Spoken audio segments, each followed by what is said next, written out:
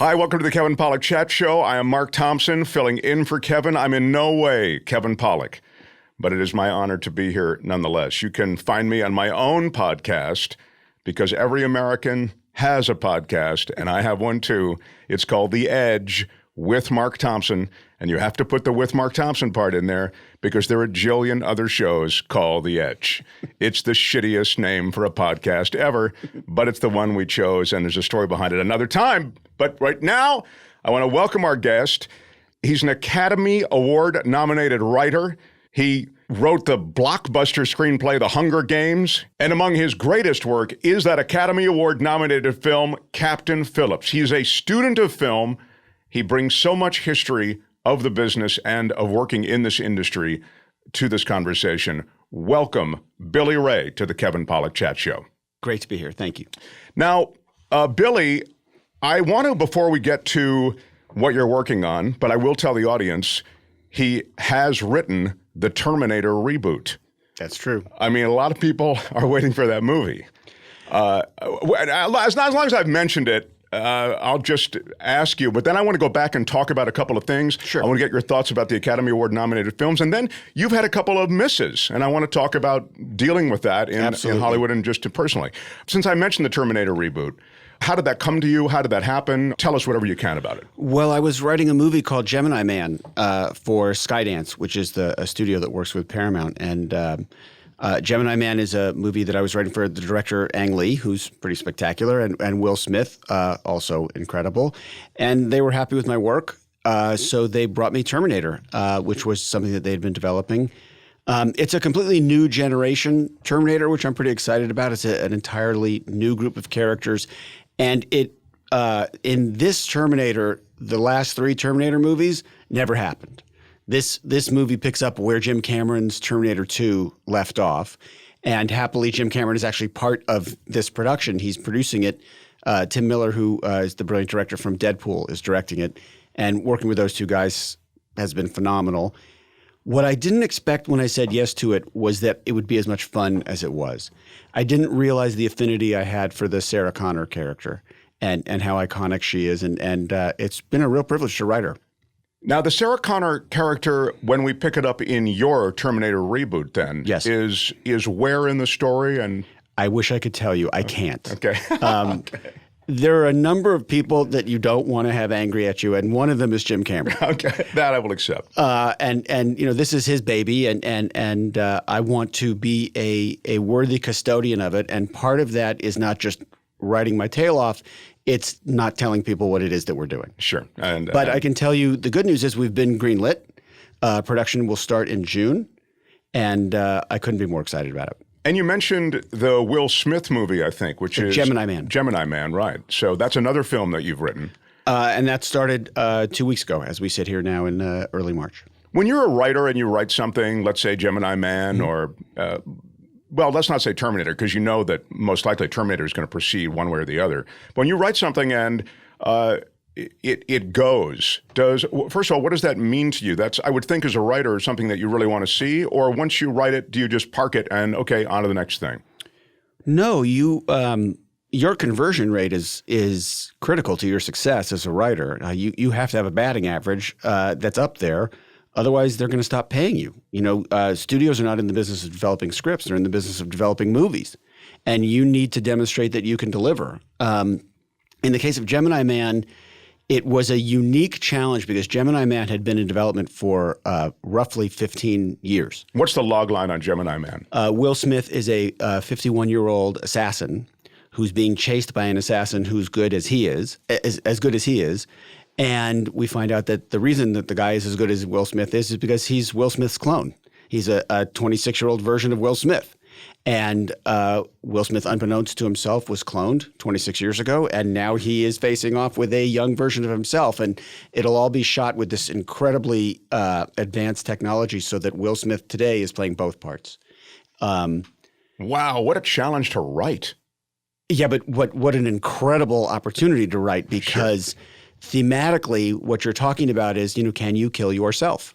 And that is, in a sense, what he's faced with having to do. He's got this younger, hungrier version of him coming at him, and And can he save that version of himself, or does he have to kill that version of himself? It's a really fun story on a thematic level. Ang Lee is such a brilliant director. And I've been privileged enough to see a couple dailies, and he's just shooting the hell out of it. And Will Smith is just crushing it, which is all really, really exciting. But getting back to your original question, because the movie had been in development for as long as it had, when it was first in development, Mel Gibson was going to be the star. This is literally 20 years ago. And there were 6 writers that preceded me on the movie, and a ton of money against the script because these were all very well-known writers. You have to have enough ego in the game to want to take that on, to want to say, okay, these 6 writers were all paid and their versions of the script did not get made. I'm going to try to be the one who gets it there.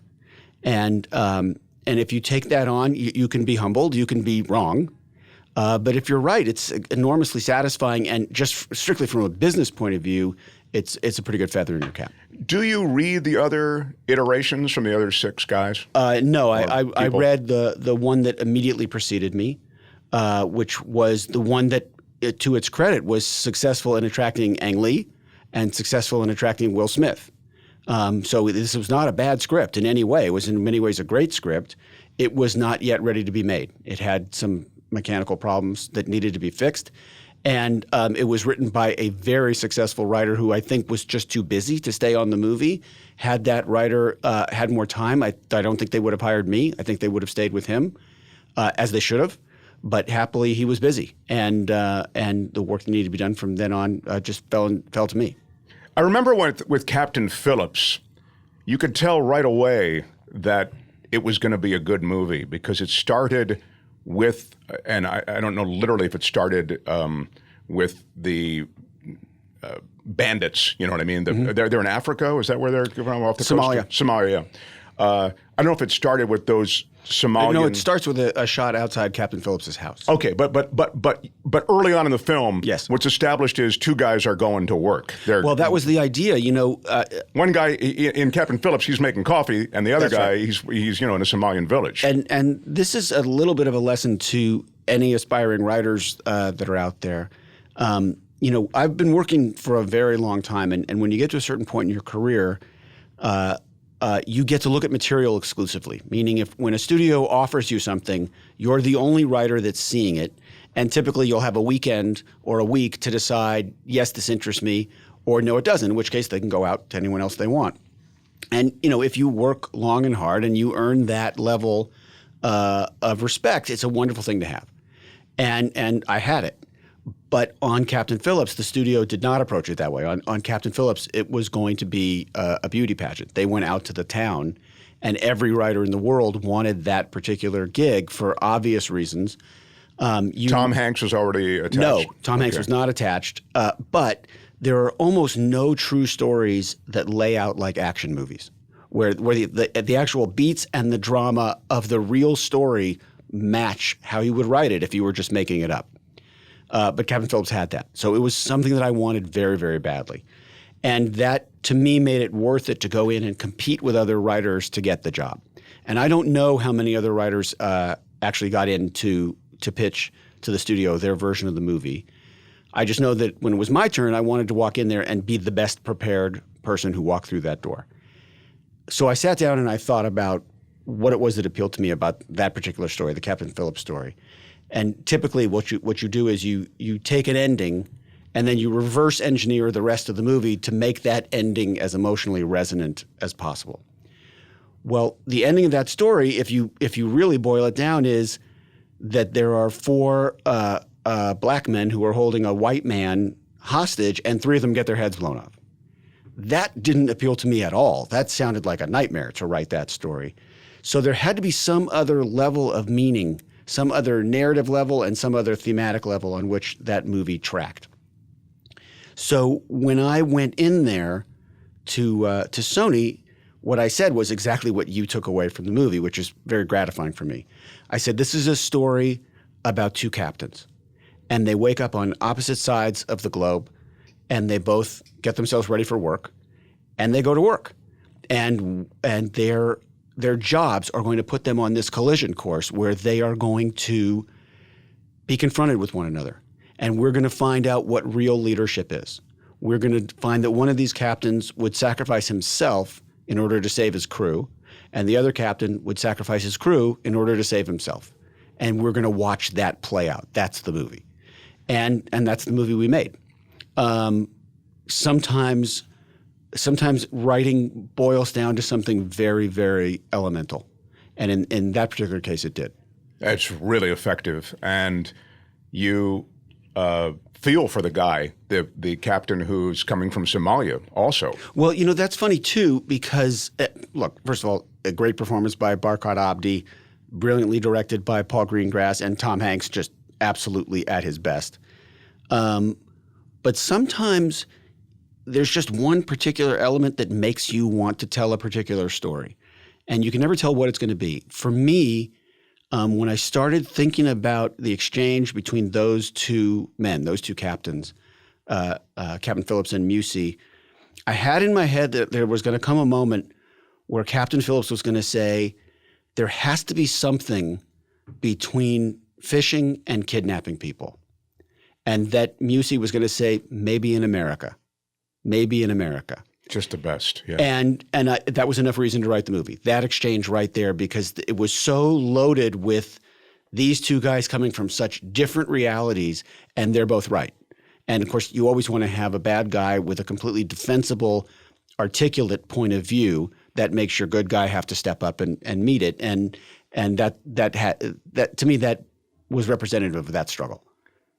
That was a true story, too. Absolutely. And you wrote another true story, and it was a movie that I loved, and I felt it didn't get enough attention, and it was a movie called Breach. Oh, thank you.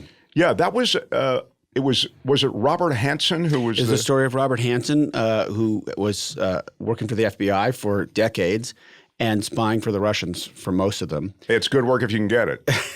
Well, it's a particularly relevant topic now. Yes. As we speak, with the controversies that are swirling the White House, as you know. But the controversies that are swirling the White House now are, it seems, particularly linked to money. It was funny that in Breach, I don't remember money being as big a centerpiece of the action. Like, you never really discussed how much money he was getting from the Russians. No, he was getting money, and he was certainly costing the United States a lot of money.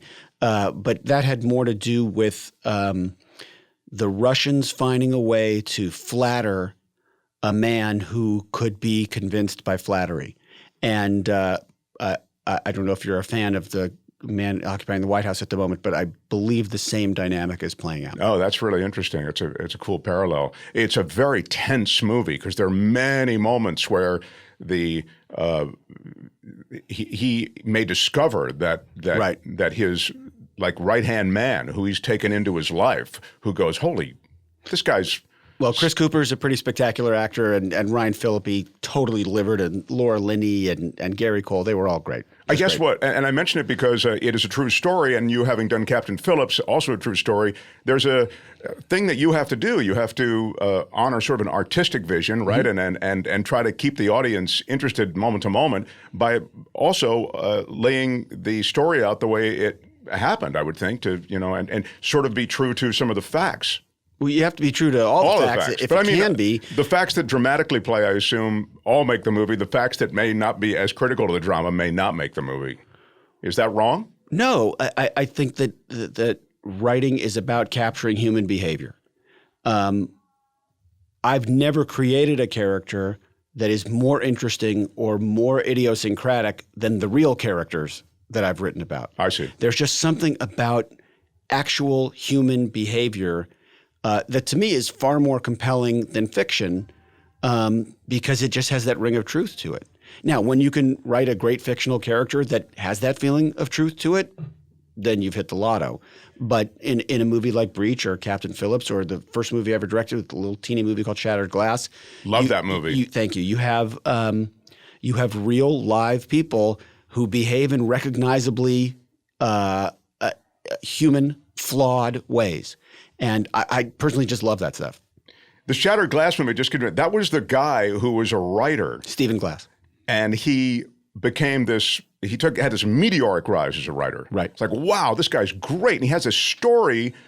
Was it a story about drugs in the inner city or something? What was it? That's where he started. But he wound up writing for the New Republic. He wrote 41 articles for them, and 27 of them were cooked. This is a true story. This guy was celebrated in the journalistic community. Very big deal. 26-year-old kid. And then his story started to fall apart. Well, he wrote one particular piece called Hack Heaven, which was about computer hackers. And there were people who covered that beat for an online magazine called Forbes Digital. And they were so taken with the article that they started to do a day two story and couldn't confirm or validate a single fact in the piece.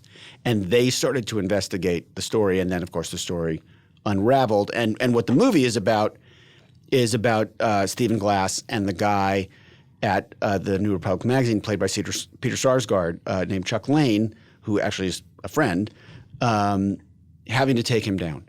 That, to me, although it was an unbelievably compelling story, to make that movie work, you needed to have an emotional heartbeat to the movie so that people could experience the movie from the neck down, not just from the neck up. And for me, that movie was always about what would happen if the most popular kid in high school had to be taken down by the least popular kid in high school. Oh, that's a great way to put it. Because that's the dynamic of Stephen Glass and Chuck Lane, and that's what Chuck Lane was up against. He was going after the most popular kid at that magazine. Yeah, I only have a faded recollection of it, but I remember it was good. Well, I have no doubt you'll go home and rewatch it tonight. I actually might rewatch it, Billy Ray. Thank you. You never know. Thank you. You were in that Academy Award crew with Captain Phillips, and it was the year that 12 Years a Slave, just swept everything. Right. But do you watch the Academy Awards? Typically, I do not. Yeah. In this particular year, I was working during the Academy Awards. So let me ask you. And by the way, it's not snobism at all. Right. It's I want to get back there. And am I more likely to get back there by using those 3 hours watching the Academy Awards or using those 3 hours writing something? Wow, you're a committed guy. Although you have to admit, or maybe you don't have to admit, I'll just say it, there is an idiocy associated with comparing these pieces of art, I think, or these artistic expressions. Sure. It's crazy. I mean, you can't compare Lady Bird and Dunkirk. No, you can't. I mean, and even if you go back and look through the lens of history, I think about 1950 when All About Eve and Sunset Boulevard were nominated against each other. Those are two of the 10 greatest movies ever made. How do you possibly say one is better than the other? I could make an argument out liking one more than the other, but what makes one better than the other? That is awfully arbitrary. And the Academy Awards were created to promote Hollywood, and it does it quite successfully. And it started as a 15-minute or a half-hour show, and now it's a 3.5-hour show. Well, the real history of it was that, of course, Billy Ray knows the real history. In the 1920s, the Academy was created to try to stop writers and directors from unionizing. It was ultimately collusion between the studio heads who normally would do nothing but compete with one another. This time they had a common enemy, which was they didn't want to have union shops. And how does creating the Academy do that? Because, well, in other words, they joined power. Okay. Joined forces to so that is collusion in effect. 100%. They joined forces to try to stomp out the union impulse on their lots. Then everyone sort of figured out what the Academy was, and so it was Louis Mayer who said, we need some PR here. We need to gussy this organization up. What if we threw an event that was in celebration of excellence, and that became the Academy Awards. Oh, that's wild. So I didn't know the first part. I only knew the second part, which is just to celebrate Hollywood. But the reason is we're trying to get the stink off of us. That's 100% right. Wow. Well, I was just curious if you and you were quite good. We had a back and forth via email, and you said, I'll take a crack if you want to list a couple of the 2018 Oscar-nominated films. And so what if And you said, what if the premise here is essentially take those nominees, were there nine? Mm-hmm. And I'll tell you what I would have said if someone had offered that project to me as a writer. Okay, I love this. And we haven't talked beyond that. Nope. Let's start with Call Me by Your Name. If someone had offered me Call Me by Your Name, I suspect I would have turned it down. I don't think I'm the right writer for that. I can't imagine that there wouldn't be someone who had a better idea of how to tell that story than I would. And I would have said, be very careful who you cast as the older lover so that it doesn't look like there's a grown man sleeping with a child. Right. It was written by James Ivory, right? Wonderful job, and he won the Oscar. Yeah. And he has a distinguished history as well in film. How about a film like a big film? I associate you with some big movies. Thanks. I'm going to say Dunkirk. Oh, I would have done that in a heartbeat. Yeah. Anything that has to do with World War II, I absolutely would have loved to have written that. I love research-driven movies, and the research on World War II is always unbelievably compelling and fascinating. And I find that the older I get, the more awe I develop for what the men of the Allied forces did in that war. I absolutely would have killed to write that movie. Okay, so you get that movie on your desk, but you also get Darkest Hour on your desk. They both are big movies with connection to war. Yep. I would have wanted to do Darkest Hour. I would have been slightly less enthused about it because if you don't cast Churchill perfectly, that movie is excruciating, horrible. They did cast it perfectly, made absolutely the right choice there. But if someone offered me both of those and I could only write one, I would have written Dunkirk. Yeah, I would think as a writer and just as a creative filmic guy, as a guy working in the industry creatively in so many different ways, I guess, what I'm trying to get at, I'd say as a writer that you wouldn't want to take a project where, boy, we got to cast this right on, otherwise we are going to miss wildly, because you really don't have any control over that as a writer. You have no control over that. By the way, I had no control over Captain Phillips either. There was only one guy who could play that part, which was Hanks. One guy in the world who could play that part. And I took that knowing that the target was that small. But I loved that project so much I thought it was worth it. The Three Billboards Outside Ebbing, Missouri film, do you feel like you could have done that? I don't know if I could have done it. It's a pretty wonderful screenplay. Now, that's based on a true story, by the way, is. At least the Billboard part. It is. I think I would have turned that one down. And the reason I would have turned that one down would be just cowardice, because I would never believe that the business in the state that it's in right now, where there is such a pathological level of timidity, to make movies like that. When you say like that, you mean what? I mean movies that are totally character-driven, where nothing blows up, there's no nudity, nobody's wearing a cape. Those are very, very tough to get made. And if you do get them made, you usually have to make them at such a price that it becomes a challenge to actually tell the story. That's another one where, unless the stars line up perfectly, that movie could have been a train wreck. So it would have been one where I would have done what's called respectfully passing, where I would have said, this movie really wants to be great, and I'm wishing nothing but the best for you, but I don't think I could roll the dice on it. Lady Bird, I'm sure you enjoyed that movie. Yeah, I like that movie quite a bit, and I don't think anyone in the world could have written that movie except the person who wrote it. Yeah. That story was so personal and so unique to Greta. I say Greta as if we're best friends. I've met her once. But that's one more time than most of us have met her. Nobody could have written that movie but Greta. You once said, I think, that The Wizard of Oz was the perfect story in a way. It's the second greatest movie ever made. Godfather, of course, being the first. There's no argument about that. But we'll get to Godfather in a second. Tell me why The Wizard of Oz, because nothing blows up in The Wizard of Oz. I was just thinking, you made me think when you said nothing blows up there, nothing, Yeah, but you're not making The Wizard of Oz today. You made it in 1939. I see. Today, you'd have things blowing up in The Wizard of Oz? Well, they made a version of Oz a couple years ago. they made a story about The Wizard of Oz. I never saw it. I think it faced challenges. The reason that The Wizard of Oz, well, there's so many reasons why The Wizard of Oz is so great. Well, just name 30. Okay. Well, you start with a character who tells you what her problem is. She wants to leave. She's sick of Kansas. She's sick of Uncle Henry and Auntie Em and Mrs. Gulch and just the flatness of it and the black and whiteness of it, and she wants to go over the rainbow. That song's not just there because it's pretty, although it's very pretty. That song is there because it's expressing where the character is emotionally. And then the movie puts her over the rainbow, at which point she instantly discovers that it's not at all what she thought it would be. And there's a thematic element there that I think was unique to the time and completely brilliant. So do you mind if I do like a minute on that? No, please. Okay. There's something that is fundamental to the American character and the American spirit, which is that idea of exploring. Go west, young man.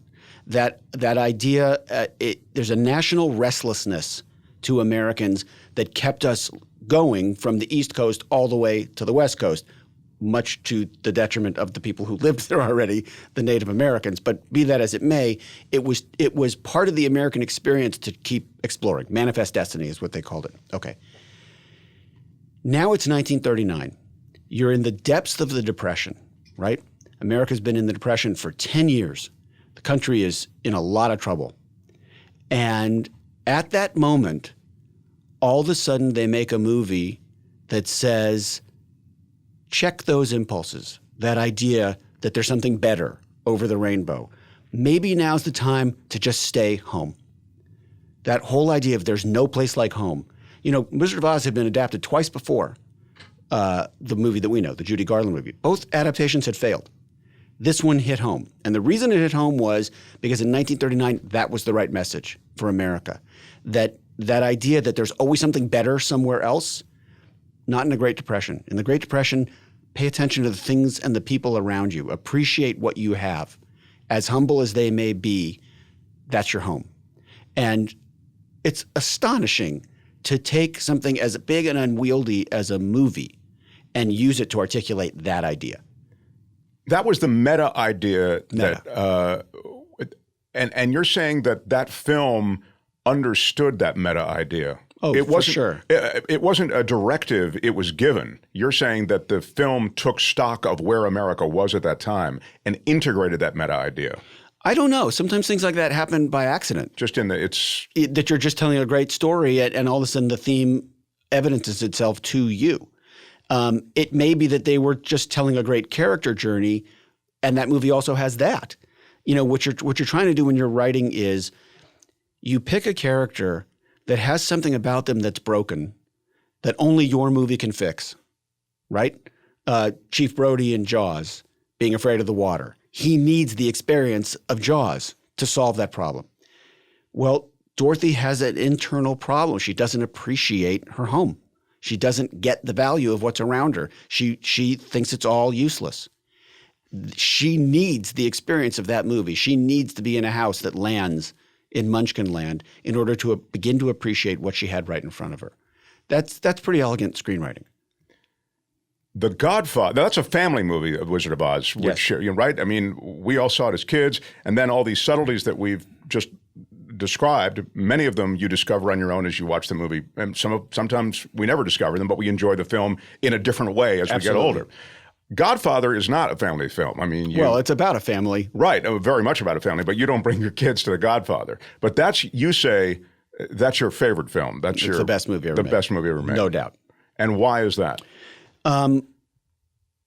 You have a character in Michael Corleone who shows up at this big wedding sequence with his girlfriend Kay, and they look different than everyone else because everyone else is in a tuxedo and he's dressed in his military uniform.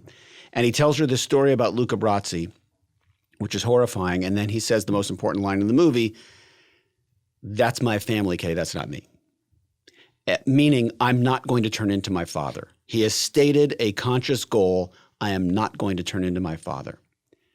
Subconsciously, he is dying to turn into his father. So you have a character whose conscious goal and subconscious goal are in direct opposition to one another.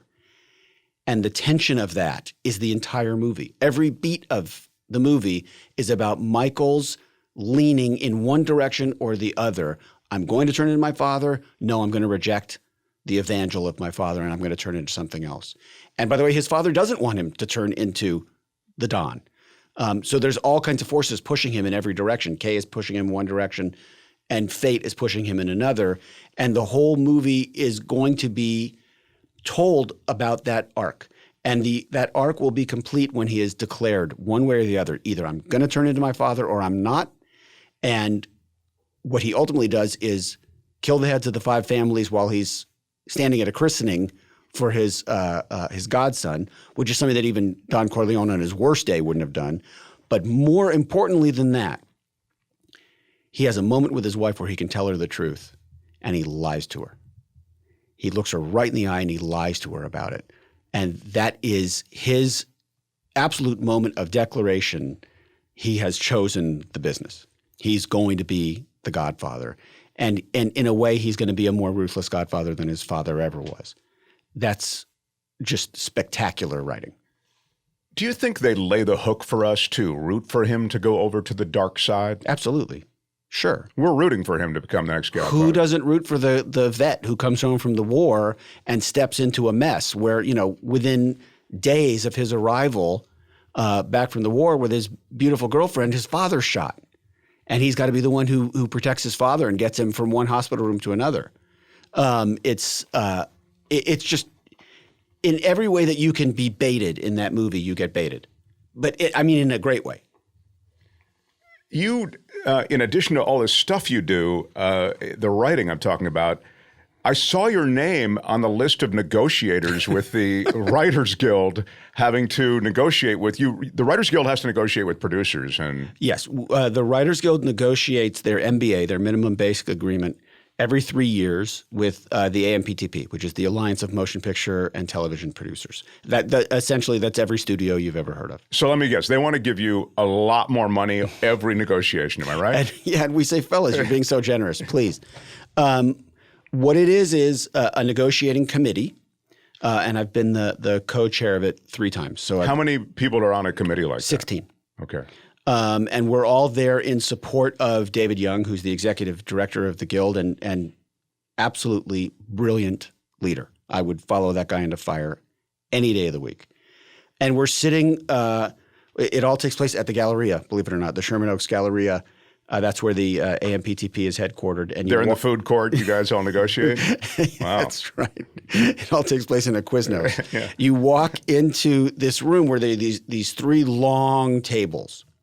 And you're sitting opposite the head negotiator of the AMPTP and her assistants, and then the head labor lawyers of CBS, Paramount, Disney, Warner's, Fox, etc. And there are 3 rows of them. So the 16 of us are sitting opposite, 55, 60 lawyers. We have a pattern of demands, and they have a pattern of demands, things that they want adjusted in the contract. And you basically just horse trade for 2 weeks. The last time we did it, which was February of last year, 2017, we were asking for some things that were big asks, but we felt necessary. Related to internet or related to, like, in general, can you tell us what kind Sure. of They were related to the results of short seasons in television. The basic idea is that television used to work in 22-episode orders. Network TV, typically a season would be 22 episodes, and a writer would show up for 40 or 44 weeks, and they would produce 22 episodes of television, and then you'd have a hiatus, and you'd come back and you'd do it again. But then someone said, well, what if we made a season 13 shows or 10 shows or 8 shows? And yet those writers are still being asked to work the same 44 weeks. Now all of a sudden what you're making per episode is being attenuated over all of that, amortized over all that period of time. That seems patently unfair. Patently unfair. And what made it more unfair was that the short season model was so unbelievably successful for all the networks and for all the studios. They were making just ungodly amounts of money. So we came in with some proposals that we felt were going to address what was just on its face an imbalance. We knew that we were going to get some blowback. We did, not surprisingly. But I can tell you, for me, there were two sort of nadirs. There are two bottom moments for me. One was we had set up – our deadline ultimately was in May, but we were trying to negotiate this in March. And we had an initial deadline for the negotiation, which I think was March 15th. I could have that date wrong, but it was somewhere around there. But it was a Friday. And on Thursday,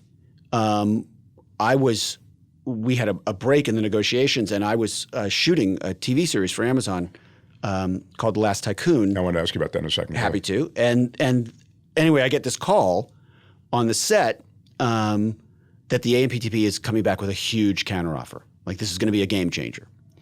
So I drive from Hollywood to the Valley, and if any of you live in Los Angeles, you know that at 5:30 in the afternoon, that is no small boast. Ultimately, I couldn't get close to the Galleria. There was so much traffic at that time of night. It was really rush hour. So I park like 5 blocks away from the Galleria, and I just run. I'm like Dustin Hoffman at the end of The Graduate, you know?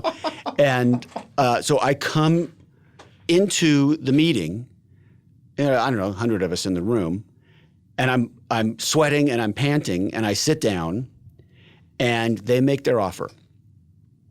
And their offer is so brutal. It's actually a rollback on 2 subjects, both of which had to do with our health plan, and no gains.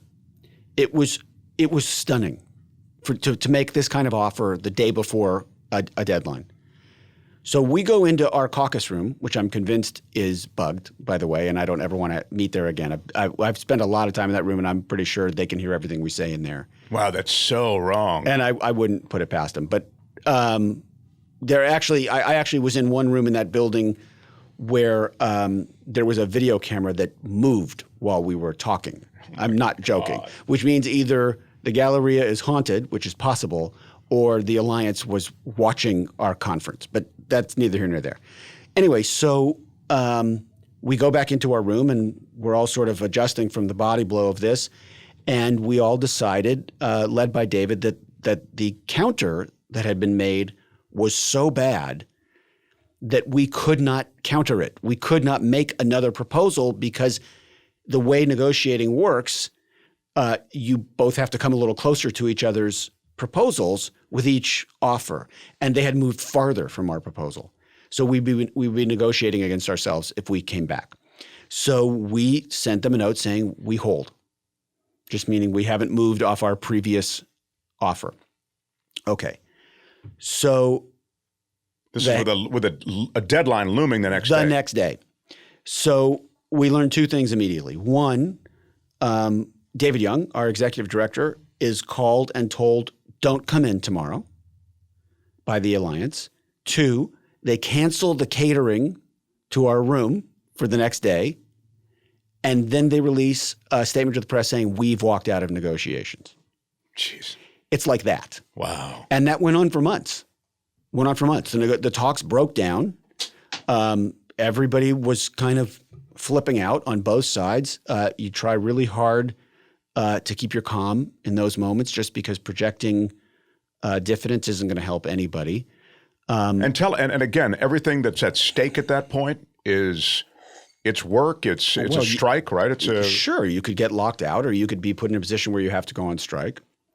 So we were forced to take a strike vote, which is essentially the Alliance saying, we don't think you have the support in the Guild based on these issues to actually organize a walkout. So we took a strike vote. And we were hoping to get 60% of the Guild to say, yeah, we would strike over this. But we aggressively started making our case to our fellow writers. And we took the strike vote and we got a 96.3, Jeez. which was shocking. So we resumed negotiations thinking, okay, we got our 96.3. That pretty much answers the question, do we have a strike threat? Sure, you really got the union behind you, the union of That's right. behind you, right. So we come back in and their next offer is no movement. They're giving us nothing. Wow. And I'm sitting there, you're not supposed to take anything personally and you're not supposed to react in any way. So I'm sitting next to David Young as the alliance is making this, I can't call it an offer. And I write him a note saying, can I walk out? And he writes back, no. So I take a piece of paper and I write in huge numerals, 96.3%, and I tape it to my water bottle and I turn it around so that it's facing them. Just my way of saying, we got a 96.3, just stop fucking around. Am I allowed to say that, by the way? Yeah, okay. yeah. You're allowed to, right? Say it, yeah. Okay, thanks, Cody. So then I leave the room. We all leave the room. And I had an assistant at the time, and I asked my assistant, I want you to go make me a T-shirt that says 96.3% on it. So he does. And the next day, I walk in, and I'm wearing literally this T-shirt. It's a gray T-shirt with a 96.3%. It's small, upper left, like it's emblazoned on the upper left breast. Right. I wanted to be subtle and like classy, right. but make the point. And I sat there with my 96.3% T-shirt on directly opposite the head of the AMPTP. And just sort of... And they knew what that referred to. Of course. Yeah. Of course. Now, they are great poker players, and it's not like they're going to see my T-shirt and say, whoa, you got us. fold, right? We fold. We can't handle Billy Ray in a T-shirt. No, that was not coming. But it was just my personal silent protest. And it became kind of a running joke in our room. Anyway, that was moment number 2 was we actually faced a real deadline in May, which was the day before our contract would actually expire. And if you don't have a deal done by then, you are technically on strike. I mean, you have to tell all the writers to stop writing. And everyone in the business is now waiting for information. Everybody's scared to death. Not just writers, but I mean, there are a lot of people in the industry that are affected if the writers walk out, and we are very sensitive to that. Our contract was going to expire at midnight that night, and I remember very clearly at 4 p.m. sending my wife a text saying it does not look good. The offer on the table was not acceptable, and we all had to sit down and figure out what to do about that. So what we ultimately decided was we were going to ask for a meeting with a couple studio CEOs, and we were going to go in there and we were going to say, this is not a deal as currently proposed that we can take back to our members.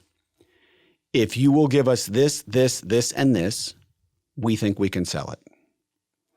And in exchange, we will take this off.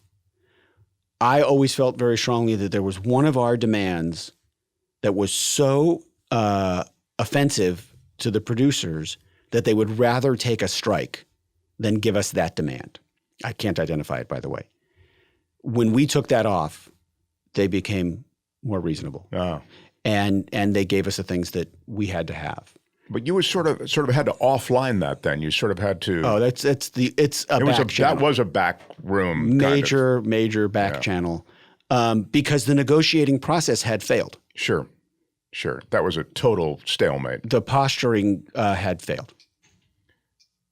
It's wild that, in a business that has such demands on you creatively that you have to get cranked in this way from a business standpoint, but I guess that's just business. I mean, there's real money involved. It's just business, and there's a lot of money involved. And are these producers not making as much as they used to, Billy Ray? Oh, no. They make so much more than they've ever made.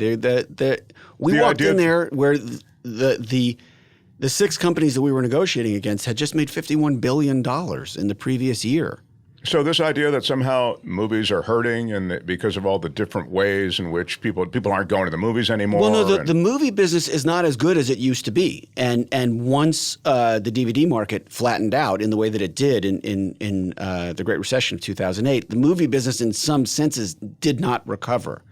It's not a business that has great margins in terms of profitability. But those studios operate a portfolio business, and that portfolio business includes more than just movies. Sure. It includes libraries, and libraries of movies, that is. It includes television, and that can be broadcast, it can be cable, it can be streaming. It involves theme parks. It involves all kinds of things, all of which start with writing. And the totality of those portfolios is $51 billion among 6 companies. And that's a pretty great business. And what the writers typically ask for is such a fraction of that. And every 3 years we have to make the same case, which is if you keep squeezing us, people will leave the business of writing. If people can't make a middle-class income as writers, they'll go become realtors. They'll go do something else. Maybe they'll get a podcast. I don't know what they'll do. They've already got a podcast. They may already have a podcast. But that's not ultimately good for the studios, for the producers. They need a bench. We're it. And every 3 years we have to make that same argument. Yeah, they probably have that in their head somewhere, but they lose sight of it as they, Yes. Yeah, because their job is to squeeze, because that's what they do. Well, from their point of view, To maximize their investment. their profits have come by a downward pressure on wages across the board, not just with writers, by making less, and by actually taking bigger swings. They make their money by making bigger things, and they make their money by investing in television, and they've done all of these things brilliantly. You can't deny it. They are profit-making animals, and they seek and destroy. But the problem is there are people in their way, and we continually have to point that out. You've had such big movies with great success. You mentioned Hunger Games and Captain Phillips and go on and on. You've had films that missed. Sure. You had a film I was so excited to see, Secret in Their Eyes. I was excited to make it. And it was a big movie, too. Julia Roberts was in it. And Nicole and Chiwetel. And it was based on a film That I loved. that had won Absolutely. the Academy Award also. Absolutely. In other words, a foreign film. And so now it was being remade as in the English version, English-speaking version. Yep. So how do you? And again, it just missed for. Right. I'll ask you quickly why it missed, but then I really want to get to how do you pull yourself back up after something like that? Well, and just in general, those of us who are in this community and writers who might be listening, I mean, when you have the one that misses that you believe so deeply in, what happens?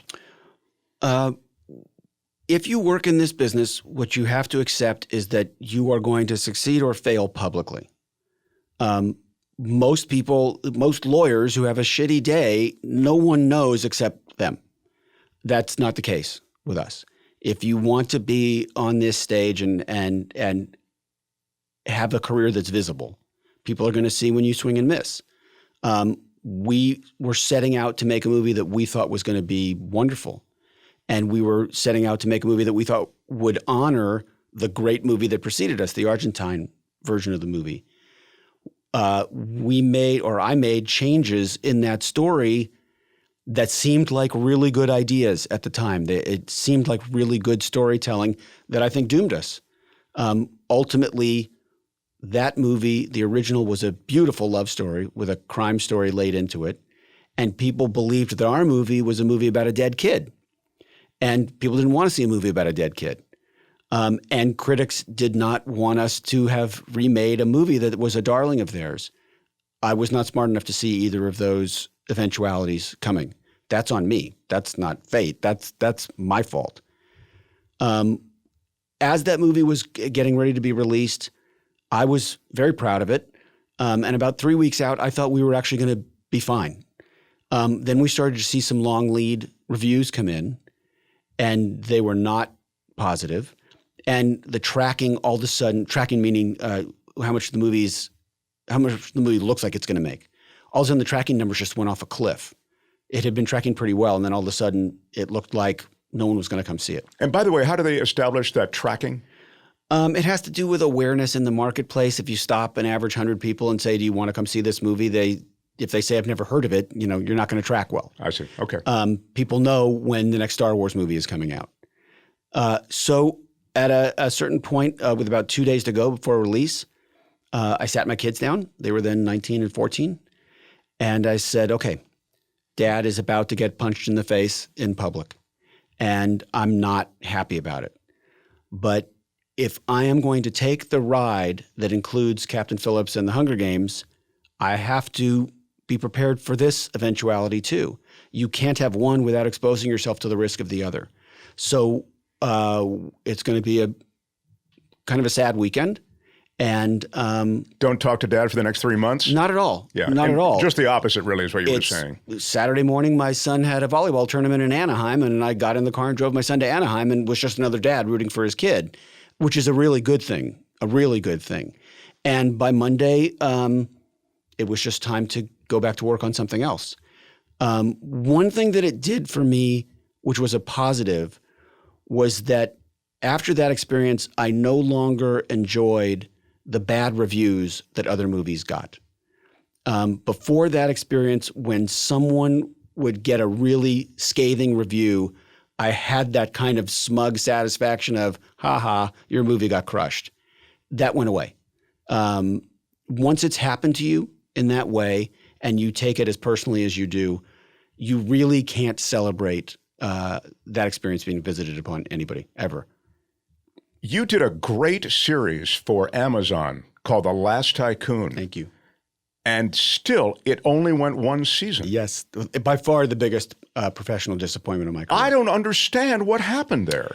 By the way, Kevin Pollak, who normally would be sitting here, he's a fan of the show too. Is that right? Yeah, and he wanted me to pass that on to you. Tell him I said thank you, and I wish we would have stuck around long enough that I could have cast him. That was easily the best working experience of my life. Easily. Most fun I've ever had on anything. Loved my cast, loved my crew. Give everybody a sense of what it was. It was from the Fitzgerald novel, the unfinished Fitzgerald novel, The Last Tycoon. It was about Hollywood in 1936. A real, kind of sweeping period type feel. And it was about a character named Monroe Starr, one of the greatest character names ever. I loved making that show. I loved the book. I have a lot to say about Hollywood, not just in 1936, but in general, the dynamics of filmmaking. Even the hard days were bliss in a way that I had never anticipated because I'd only done movies up to then, and it was my first TV experience. So not just making it, but coming to the lot and touching 8 episodes in a single day. The most stimulating job I've ever had was running that show. We made something that we were really proud of. And there were 2 people who were running the network at the time who did not care for the show. And that was that. Wow. So the show was released July 28th. And within 7 days, the network had decided that it wasn't coming back. Generally when you release something through streaming, you're communicating to the audience that they have forever to come watch it. But the fact is that they didn't. Within 7 days, they had decided that the numbers were not going to be good enough, so they stopped spending on the show and then officially canceled it 5 weeks later. Geez, that's brutal. Even by television standards, that's kind of got a brutality to it. Once in a while, you'll hear stories. I mean, it's not completely rare, but where a series is canceled that quickly. But usually you have several weeks to see if it builds audience or so clearly this was, as you say, maybe a little bit at the executive level, something going on. Yeah, and both executives were fired, not as a result of having canceled Tycoon, which would have been just, but one was fired for sexual harassment, and the other was fired for various misdeeds that I don't need to go into. Geez, it's just, really, really a shame. Thank you. But so you have to ask me one positive thing so we can go out on an up. Oh no, my God! I mean, here you are. here you are involved in this Terminator project. We started with that. I mean, that is probably, I would say it's up there in terms of anticipation with the Star Wars or with a Marvel type, isn't it? Or I mean, well, it is for me. Yeah. I hope so. I think we're telling a really, really good story, and there's pressure with that too, though. Sure. Yeah. Right. But that's what you want. Right. Right. I mean, if you're a relief pitcher, you want the ball in the ninth inning of Game 7 of the World Series, right? Well, if you are a writer, you want to take big swings. You know, it's a statement when someone says, "We want you to write the Terminator movie. We think you can deliver that movie." You know, you work a long time so that you get those opportunities. You can't shy away from them. Do you write every day? Every day. I take my son to his bus stop at 7. He's a bus driver? No? Wow, guess. He's 16. I'm generally at my desk by 7:30 now, and I basically write till 6. Wow. And that's just a discipline. You write at home, don't you? I have you have an office at home. An office that used to be a garage. Yeah. Yeah. And that hasn't changed with all these big films and. No, I think I work harder now than I ever did before.